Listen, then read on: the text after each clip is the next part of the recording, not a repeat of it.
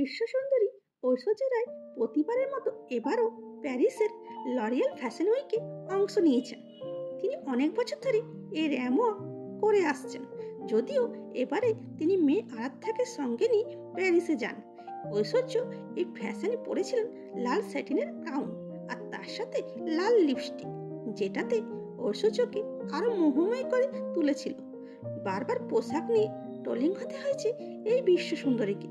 আর এবারও ঐশ্বর্যের এরকম পোশাক দেখে অনেকে নানা কমেন্ট করেছেন। কেউ বলেন এই পোশাক বেমানান, আবার কেউ বলেন আন্তর্জাতিক মঞ্চে এরকম পোশাক কেউ পরে।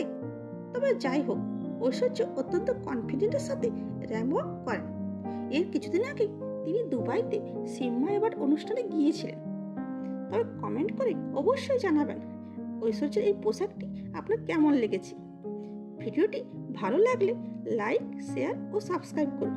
আর ফেসবুক, ইনস্টা থেকে দেখলে ফলো করুন। Thanks for watching.